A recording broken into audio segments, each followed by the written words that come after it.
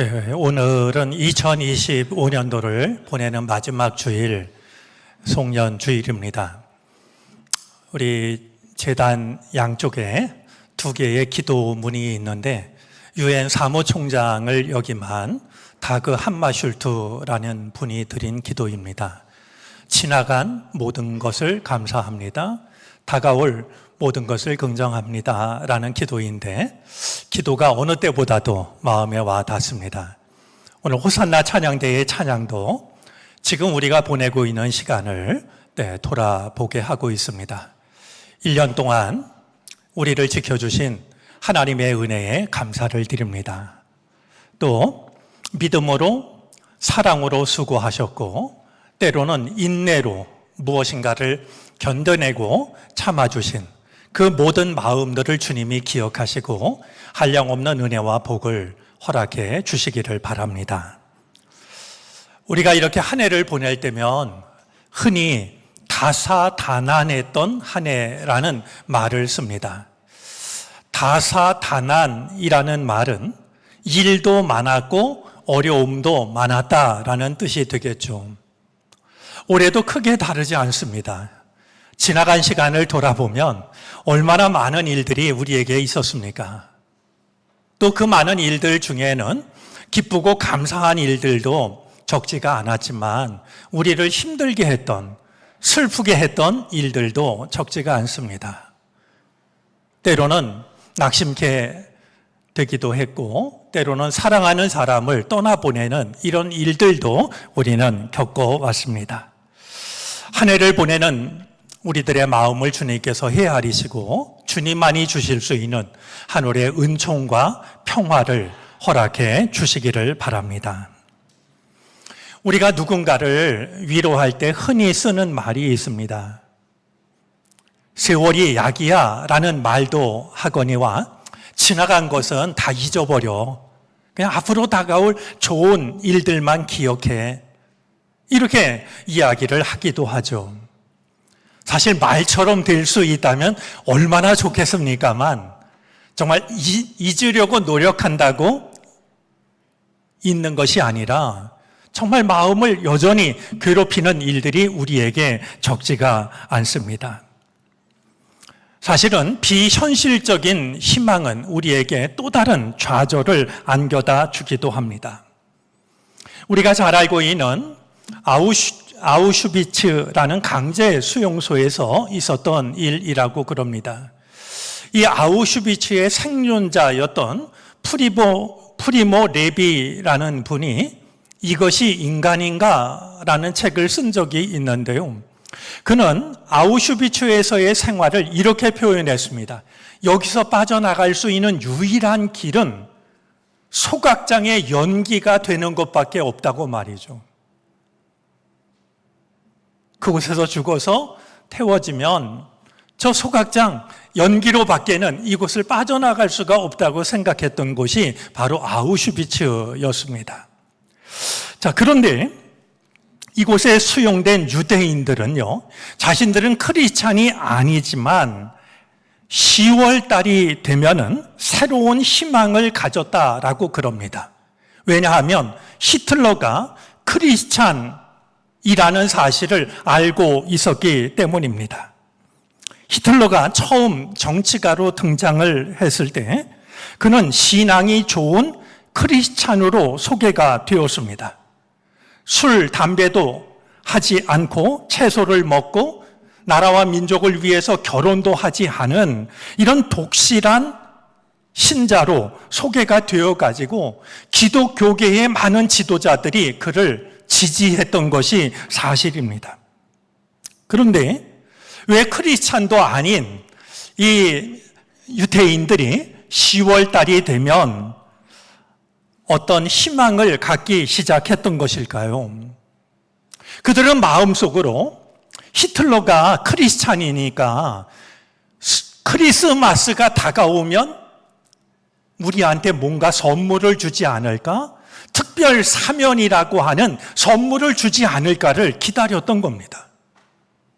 자신들은 크리스찬이 아니지만 히틀러가 하나님을 또 예수님을 믿는 사람이니까 우리를 이제 나가도 된다라고 이런 특별 사면을 해주지 않을까 기다렸던 것이죠.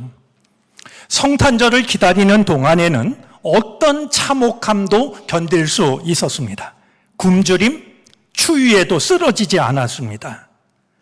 마침내 12월이 돌아오면은요, 달력을 만들어가지고요, 하루하루를 지워가면서 기다림을 키워갔습니다. 그러다가 마침내 성탄절 전날인 24일이 되면 그들의 기다림은 최고조에 이르렀습니다. 어떤 소식이 들려올까? 그런데 아무 일도 일어나지 않습니다. 24일 밤이 지나가도록 아무런 일도 일어나지 않습니다. 마침내 25일 성탄절이 됩니다.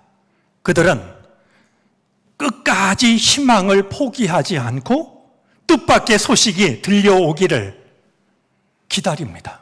그러다가 마침내 12월 25일 밤도 저물어 가죠.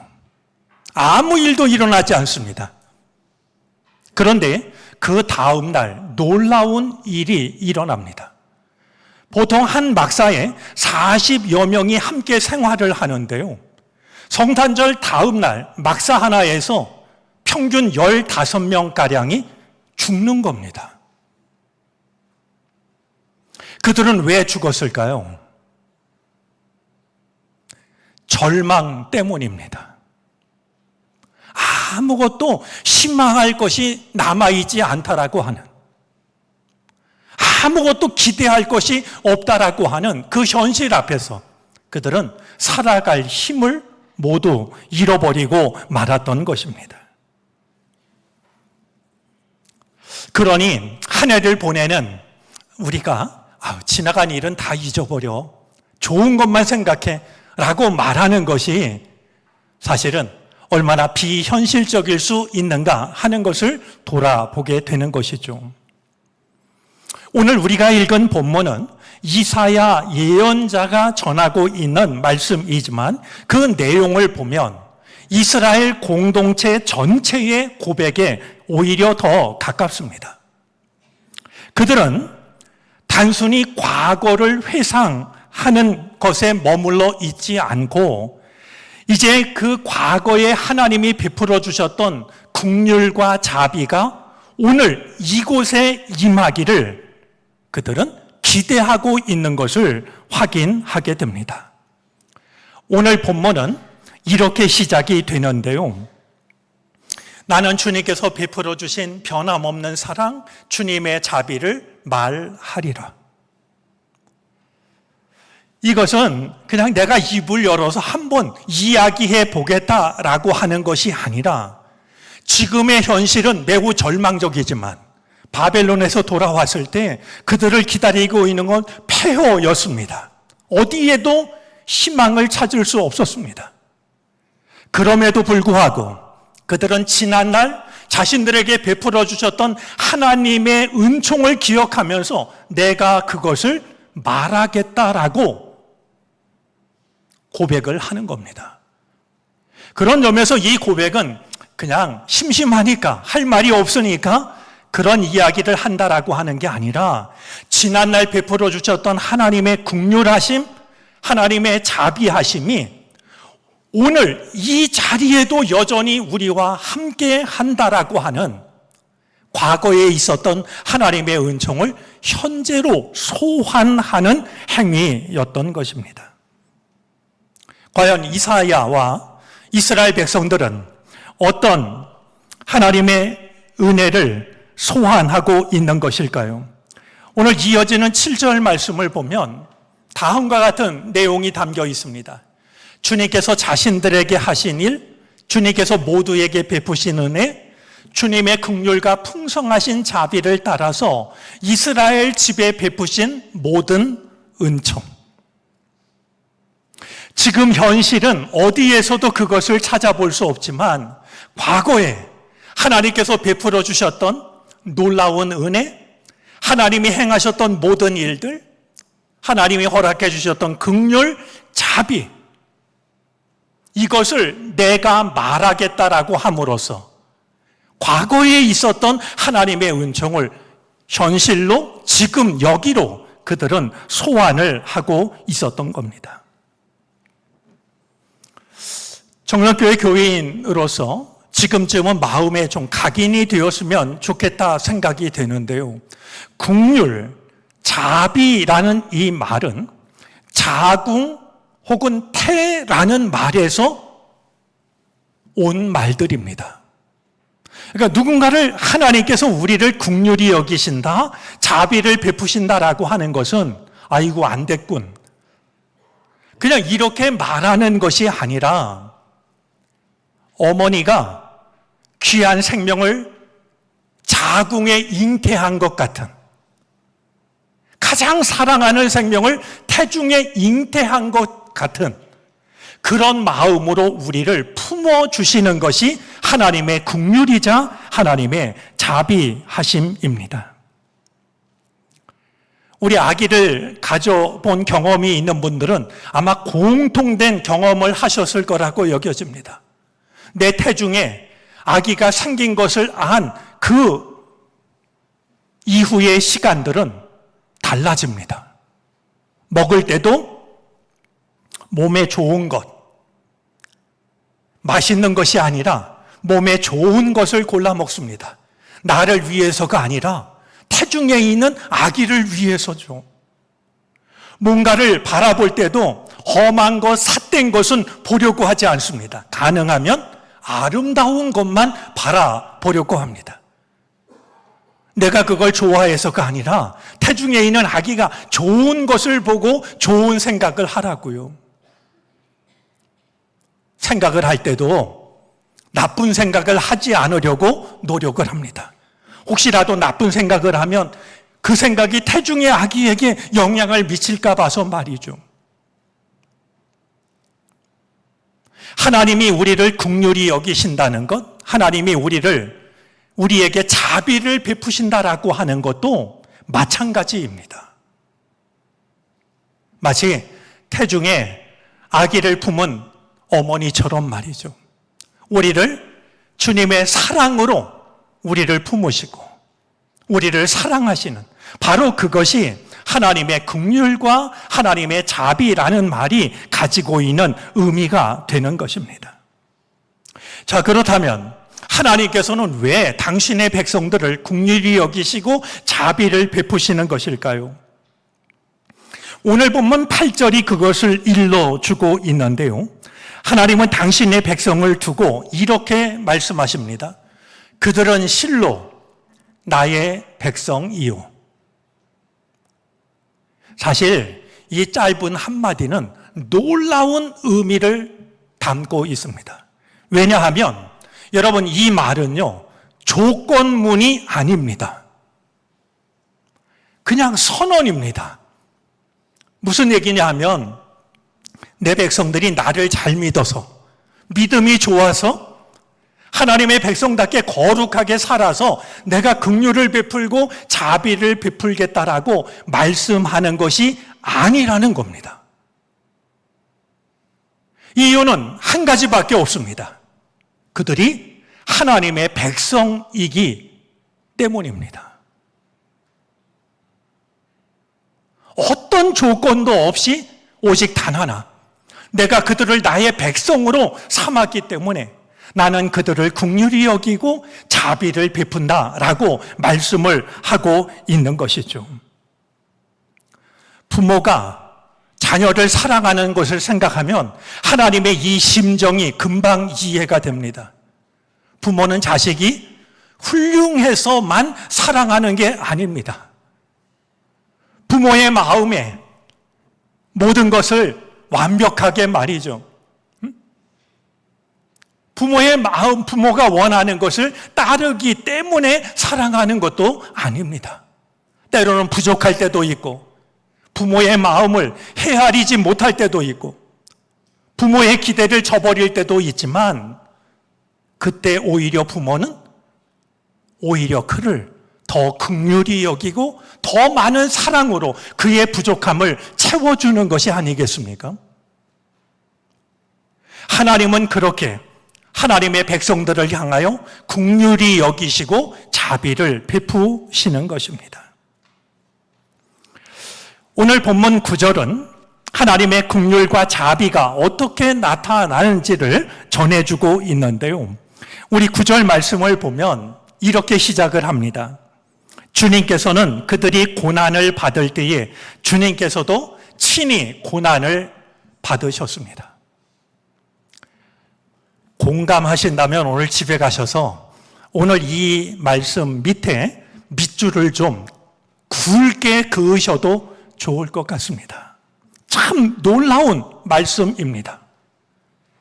제가 예전에 이현주 목사님께서 쓰신 가슴의 멍이라는 동화를 들려드린 적이 있습니다. 남편이 만주로 떠나서 소식이 끊긴 한 어머니가 5 남매를 기르는데요. 마지부터 차례대로 한 명씩 세상을 떠납니다. 제발 막둥이 많은 살려달라고 정한수를 떠놓고 빌고 또 빌었지만 이 막내마저도 사우디아라비아로 돈 벌러 갔다가 화약이 폭발하는 바람에 세상을 떠나고 말죠. 어머니가 살쾡이처럼 하나님 이놈 나오니라. 네가 얼마나 모지르면 나한테 이런 일을 할 수 있느냐 원망했을 때 하나님이 그를 부르십니다. 그가 하나님 앞에 서게 되었는데요. 하나님께서 그 어머니 앞에 당신의 가슴을 열어 보이십니다. 어머니는 마음이 괴로울 때마다 슬플 때마다 당신의 가슴을 북처럼 쳤는데요. 멍이 든 것은 당신의 가슴만이 아니었습니다. 하나님께서 가슴을 열어 보이시는데 하나님 가슴이 시퍼렇게 멍이 들어 있었던 것이죠. 어쩌면 이 동화를 쓰신 목사님은 이 말씀을 묵상하면서 그 글을 떠올렸던 것이 아닐까 모르겠습니다. 기억했으면 좋겠습니다. 우리가 고난을 당할 때 하나님은 구경하지 않으십니다. 저 고난을 당하면서 어떤 믿음을 지키나 관찰하지 않습니다. 오늘 말씀에 의하면 우리가 고난을 당할 때 하나님은 우리와 함께 고난을 당하십니다. 때때로 하나님은 고난을 제거하는 분으로서가 아니라 우리와 함께 고난을 함께 당하는 분으로 우리를 찾아오십니다. 이것이 하나님의 걸음일 때가 있습니다. 십자가에서 당하신 고난을 생각하면 그것이 하나님의 걸음이라고 하는 사실을 확인하게 됩니다. 그리고 이것을 깨닫고 인정할 수 있는 것이 신앙의 성숙이 될 것입니다.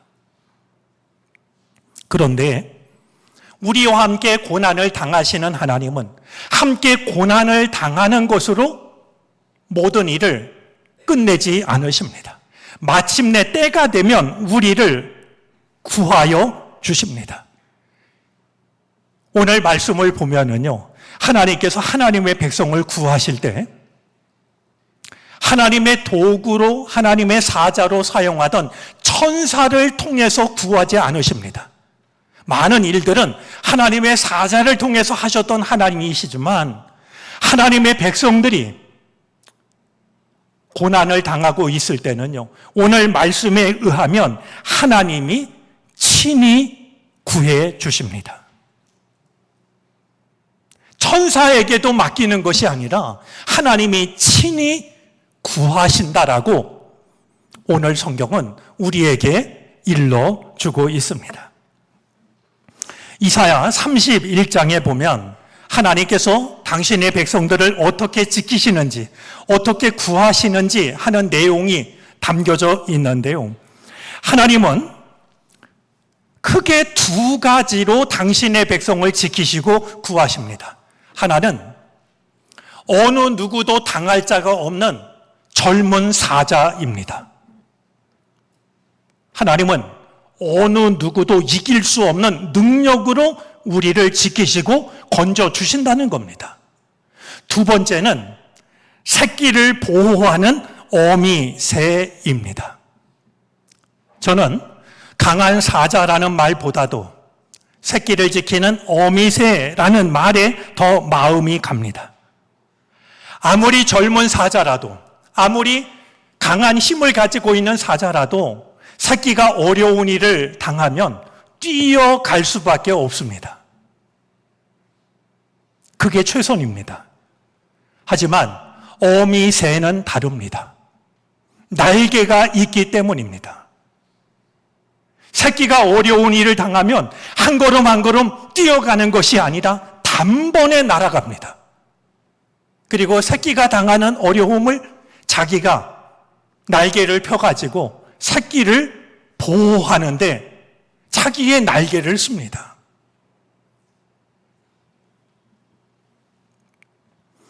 이런 하나님의 긍휼과 자비를 오늘 본문은 참으로 아름답게 표현을 합니다.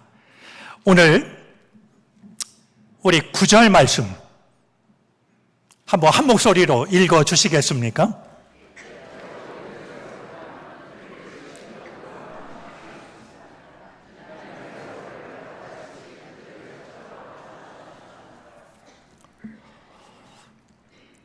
참 아름다운 말씀입니다. 하나님께서는 당신의 백성들을 마치 어머니가 아기를 안듯이 그렇게 안아주셨다라고 과거를 회상하는 것이고, 그 과거의 하나님이 과거에 머물지 않고 지금 우리와 함께 한다라고 하는 사실을 지금 이스라엘 백성들은 소환하고 있는 것이죠. 제가 여기서 예배를 드리다 보면 잠옷실에서 우리 어머니들이 자녀를 돌보는 모습을 볼 때가 있습니다. 요즘 우리 교회 제일 어린 아이가 윤서인데요. 우리 장윤정 사모님이 예배를 드리다가 윤서를 안고 말이죠. 너무나 사랑스러워서 아기를 안고 예배를 드리는 모습을 볼 때가 있습니다. 그런데요, 아무리 아기가 사랑스러워도 엄마가 아기를 안는 데는 한계가 있습니다. 팔이 아파가지고요,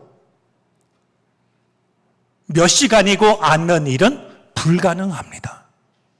그런데 하나님께서는요, 하나님의 백성들을 마치 아기를 아는 엄마처럼 안아주시는데, 오늘 말씀에 의하면 기나긴 세월 아기를 품에 안고 있는 어머니처럼 기나긴 세월을 하루같이 안아주신다라고 이렇게 말씀하고 있는 것을 확인하게 됩니다.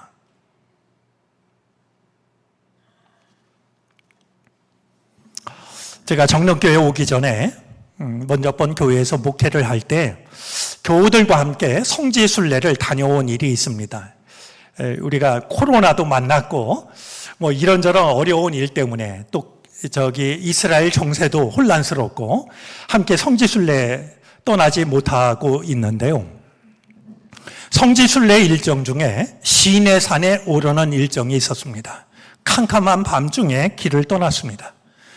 얼마나 맑은 별들이 하늘에 가득한지, 그냥 손을 이렇게 휘저으면 하늘의 별들이 그냥 후두둑 후두둑 떨어질 것 같은 그런 밤길을 걸어서 시내산 꼭대기로 올라갔죠.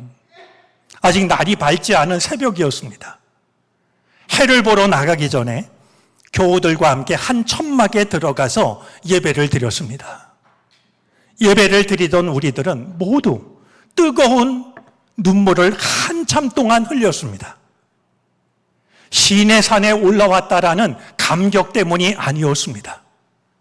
그 자리에서 읽었던 그리고 나눴던 하나님의 말씀 때문이었는데요. 그때 읽은 말씀이 출애굽기 19장 4절 말씀입니다.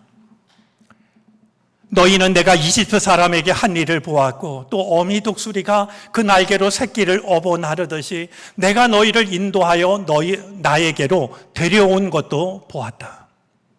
이 말씀이었습니다. 여러분, 어미 독수리는요, 때가 돼도 새끼가 둥지를 떠나지 않으면은요, 둥지가 너무 좋거든요. 그냥 가만히 앉아있으면 엄마가 먹을 것 갖다 주고 얼마나 좋겠어요. 근데 어미로서는 그냥 둘 수가 없습니다.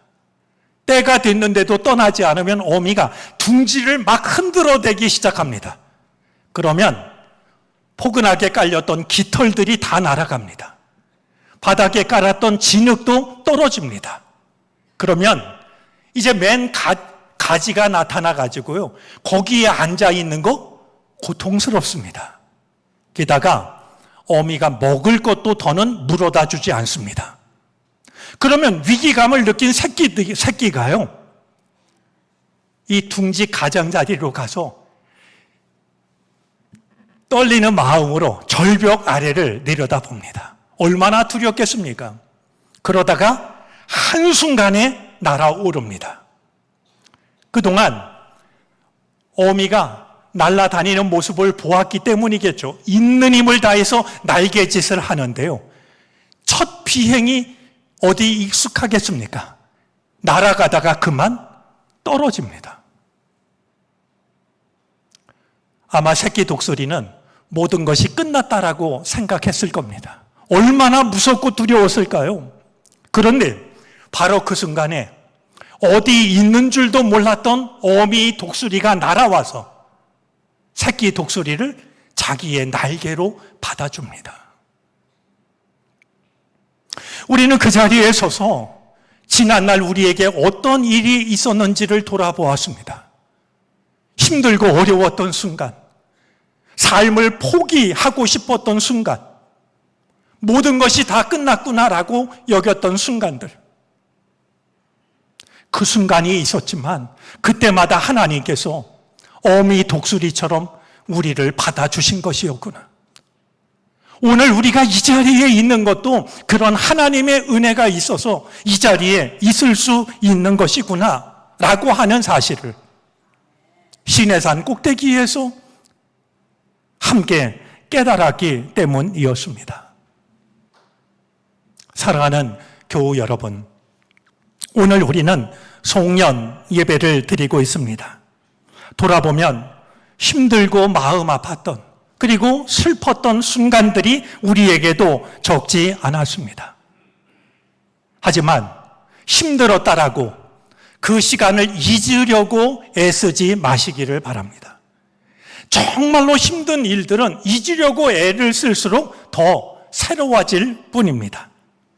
오히려 그런 순간 속에서도 나와 함께 아파하시고 나를 긍휼과 자비로 안아주셨던 하나님의 사랑을 떠올릴 수 있게 되기를 바랍니다.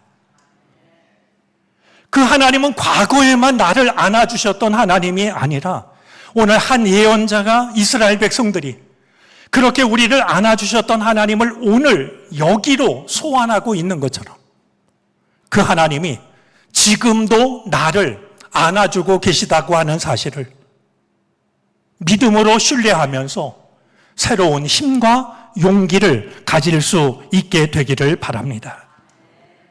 이 사랑을 힘입어서 새로 맞이할 2026년도 주님의 긍휼과 자비 안에서 살아갈 수 있게 되기를 바랍니다. 지금까지 우리를 안아주셨던 하나님께서는 지금도 우리를 안아주고 계십니다. 기도하겠습니다.